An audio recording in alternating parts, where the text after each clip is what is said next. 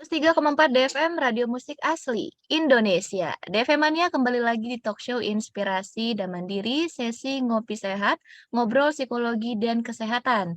Dan saat ini kita sudah tersambung via Zoom meeting dengan Mas Muhammad Ihsan Sultoni Esos SPSI MPSI, Psikolog Humanika Consulting. Kita sapa dulu. Assalamualaikum pagi Mas Ihsan, apa kabar? Waalaikumsalam. Waalaikumsalam Mbak Nurul. Sehat? Sehat alhamdulillah. Oke, Mas Ihsan, mungkin kita bisa langsung ke pertanyaan seputar tema kita nih, Mas Ihsan, tentang bipolar. Pertama-tama mungkin bisa dijelaskan dulu nih, Mas, apa sih sebenarnya itu gangguan bipolar berdasarkan ilmu psikologi? Silakan, Mas. Ya, baik Mbak. Gangguan bipolar kalau dari beberapa definisi dari para ahli di psikologi klinis ya maupun juga para psikiater, itu gangguan bipolar itu adalah gangguan suasana hati atau mood seseorang itu berubah Mm-mm. karena perubahan energi, juga konsentrasinya juga uh, tidak menentu gitu kan. Nah, maksudnya apa kok gangguan suasana hati gitu kan? Nah, pengidap gangguan bipolar ini sebelumnya, ini contoh ya, sebelumnya merasa gembira, tiba-tiba dia langsung merasa sedih gitu. Ini contoh umumnya seperti itu. Merasa sedih, merasa putus asa, kecewa.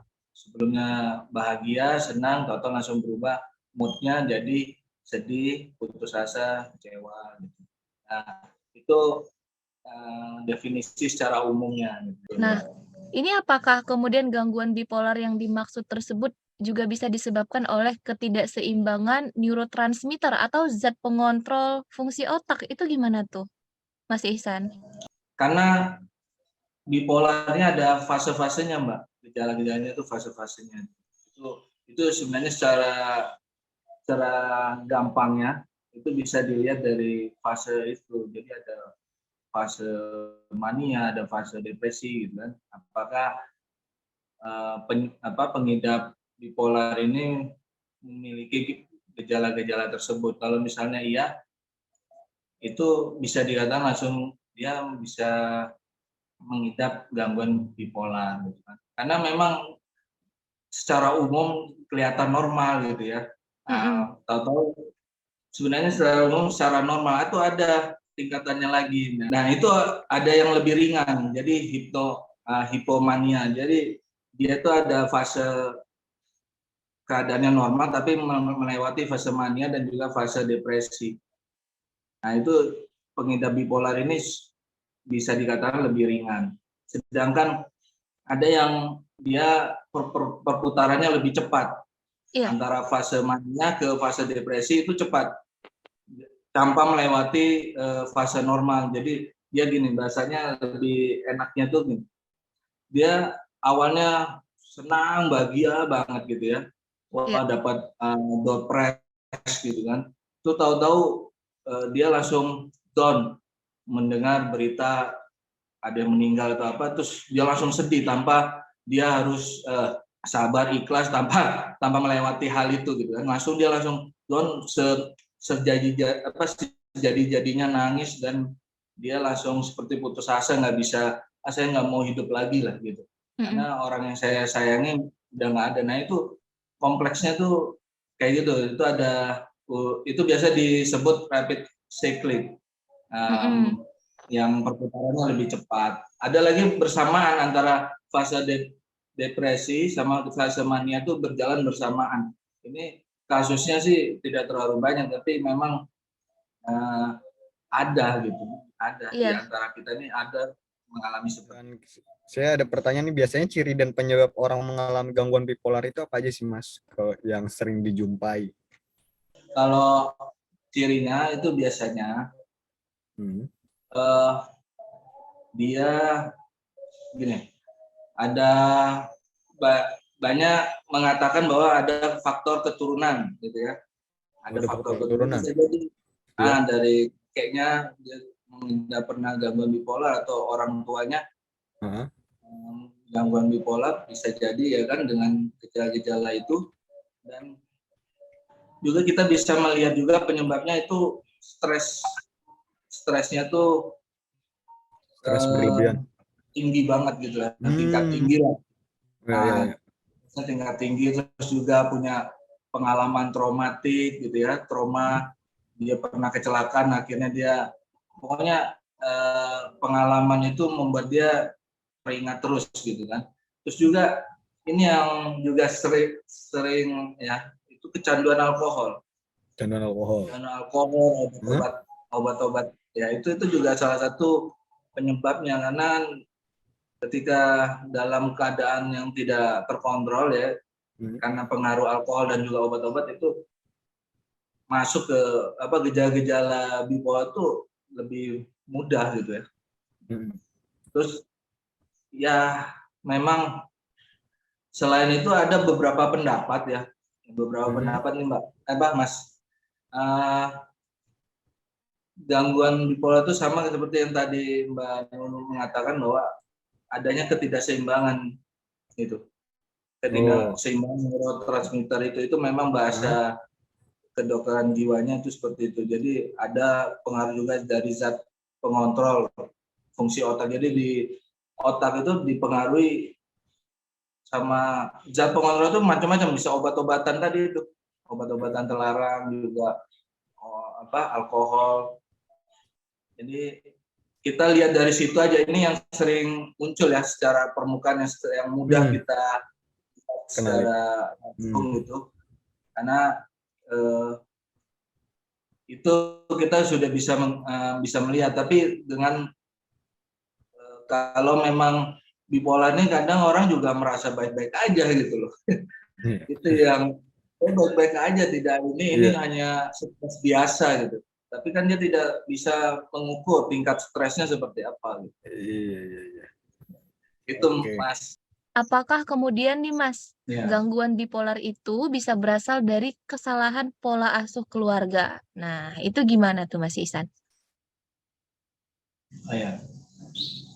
Baik, untuk pola asuh anak ya, itu kemungkinan bisa terjadi, karena bagaimanapun kalau anak ya dari kecil, misalnya dari umur 2 tahun, itu bisa kita lihat bahwa perubahan tumbuh kembang anak itu apakah sesuai normal gitu ya. Misalnya cara bicaranya, jalannya, merangkaknya dan lain-lain itu sesuai dengan usia yang sudah ditentukan. Misalnya usia 2 tahun minimal sudah bisa bicara, jalan gitu ya.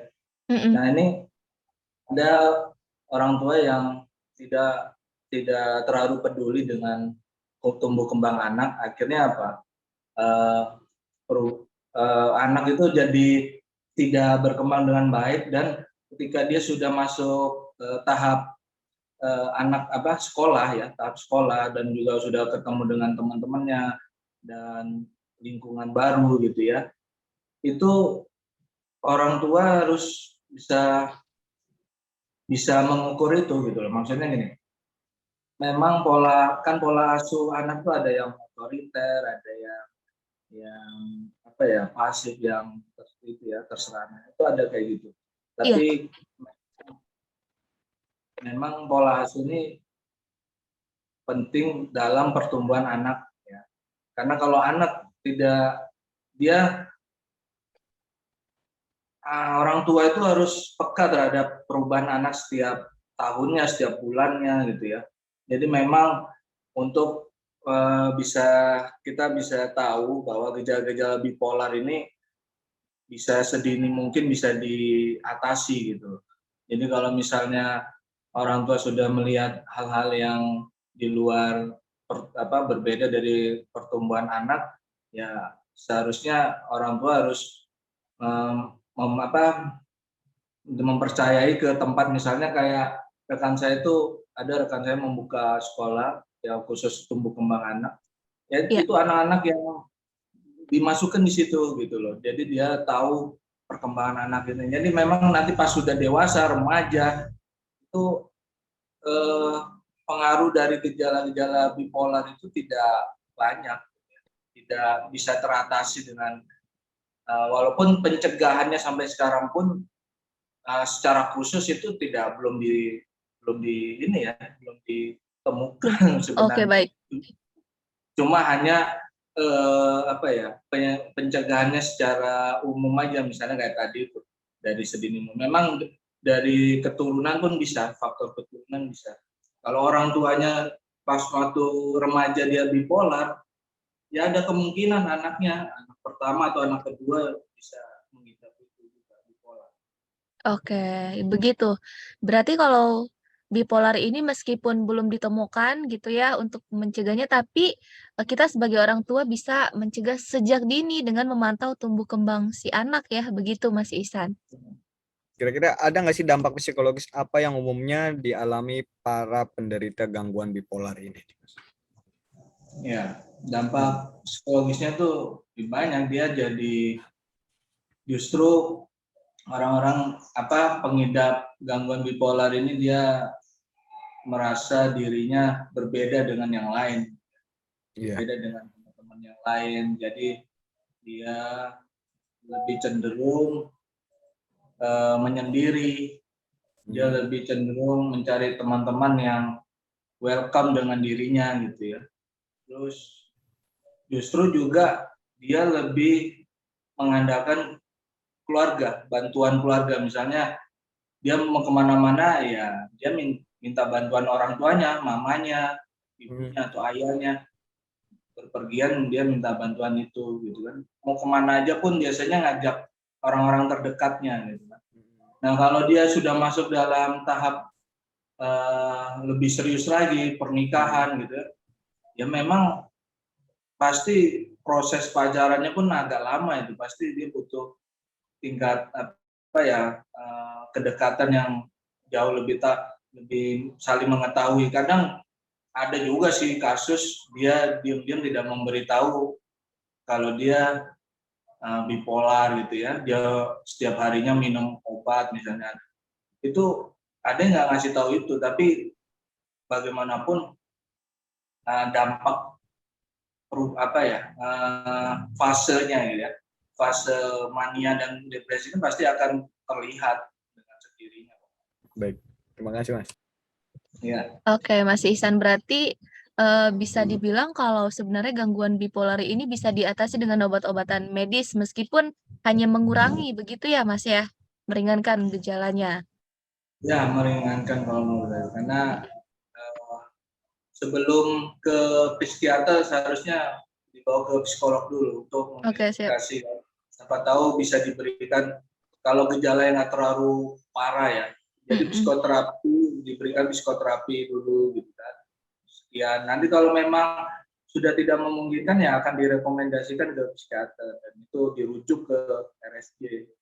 Oke, kalau misalkan bipolar ini untuk orang-orang pengidap bipolar ada nggak sih Mas yang harus dihindari biar nggak kambuh gitu Biar gejala bipolar? nggak kambuh. Apa memang gejalanya ini memang datang tiba-tiba tanpa ada penyebab? Itu gimana tuh Mas? Kan kalau ada penyebabnya kita bisa wanti-wanti, bisa menghindari begitu. Ya, benar. Sebenarnya kalau menurut saya lari ke pola hidup ya. Oke. Pola hidup kita tuh sudah terjaga dengan baik atau enggak. Misalnya gini, tidurnya udah cukup apa belum? Minimal tidur itu kan 6 sampai 8 jam. Dan itu kalau orang yang tidak melihat tidak memperhatikan kualitas tidur, istirahatnya, ya kemungkinan banyak problem yang banyak bisa muncul gejala-gejala gangguan bipolar tersebut. Ada juga dan pola makan juga. Pola makan itu juga perlu kita perhatikan, pola makan sehat kita gitu. Dari SD itu sudah diajarin tuh, 4 sehat 5 sempurna itu. Iya. Itu penting. Kurangi makanan-makanan yang berbau kimia-kimia yang cepat saji itu kurangin karena itu juga mempengaruhi saraf-saraf dan lain-lainnya lah.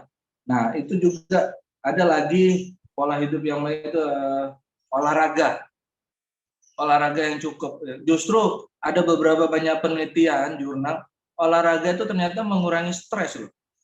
Oke. Nah itu iya mengurangi stres ternyata. Kan salah satu pola fase mania dari gejala depresi itu kan karena stres yang tinggi. Iya, benar. Nah, olahraga ini bisa kita gunakan ini sarananya, gitu kan? Olahraga apapun gitu. Nah, kalau memang kita nggak ya agak-agak sedikit mager olahraga, bisa ditanamkan juga tuh kayak di Jepang, Cina, Amerika tuh pernah juga. Itu minimal kita jalan kaki misalnya ke stasiun atau terminal, itu minimal 30 menit kita jalan kaki itu sudah termasuk olahraga dan itu Oke. membantu kita gitu kan. Terus ada juga ya kalau selain itu pola itu ini berpikir dengan bijak. Berpikir dengan bijak itu apa ya bahasa enaknya itu ya. Jadi logika sama perasaan itu harus seimbang. Oke. Logika sama perasaan itu harus seimbang. Jadi kita boleh berpikir logika aja, tapi kita juga harus perasaan kita ini harus digunakan juga, gitu kan? Jadi tidak hanya logika aja, tidak hanya perasaan, jadi harus seimbang. Ini bisa membantu apa ya kesehatan mental kita terjaga nih kalau logika dan perasaan ini bisa seimbang. Oke. Ada lagi juga refreshing gitu. Refreshing itu tidak hanya kita harus jalan-jalan piknik gitu, ya me time lah bahasanya ya. Kalau sudah hobinya lari ke hobi juga, mau baca buku, hobinya baca buku ya selesaikan baca buku dan itu. Hindari alkohol, obat-obatan itu juga. Kalau alkohol, obat-obatan ini rawan sekali, itu bisa mudah gejala-gejala bipolar itu bisa rokok juga itu. Kalau mau ngerokok jadi perokok pasif aja. Nah, yang penting nyoba-nyoba gitu kan. Kalau perokok ini juga gitu, tapi saya rokok ini ada penjelasan yang lebih detail lagi sebenarnya ini karena kan pro kontra ya, ada yang iya. suka ada yang enggak. Iya, benar sekali. Ya, ada yang lebih sering yang kita muda ya, yang muda untuk mengimbangi supaya kita bisa mencegah, bisa menjauh dari gejala-gejala bipolar. Ini ada lagi, yaitu lakukan kegiatan yang bermanfaat. Ya seperti kayak bersosialisasi di lingkungan. Kan orang-orang bipolar itu agak sulit untuk bersosialisasi. Benar. Nah, jadi kita bersosialisasi di lingkungan, misalnya ada kegiatan di RT apa bersih-bersih silakan. Dan juga melakukan bakti sosial. Ada juga yang mengadakan makan gratis, ngasih makanan, atau setiap sholat Jumat itu kan ada tuh ibu-ibu ya, ibu-ibu ngomong. Itu bagus ya, justru mereka jenuh di rumah mengadakan itu ya, itu poin bagus ya. Oke. Ada juga jadi volunteer di organisasi, nah itu bisa volunteer bencana alam itu membantu juga. Karena orang-orang yang mengalami gejala bipolar nggak akan bisa melakukan itu. Siap. Ini secara nggak langsung udah dijelaskan nih sama Mas Ihsan tentang beberapa tips untuk menjaga kesehatan mental. Tadi yang pertama tidurnya harus cukup, terus pola makannya juga harus diperhatikan, hindari minuman alkohol, obat-obatan terlarang, ya perbaiki sosialisasi dengan masyarakat. Olahraga juga tadi, ya Mas Ihsan ya? Ya. Oke, Mas Ihsan, psikolog Humanika Consulting. Terima kasih banyak Mas sudah meluangkan waktunya.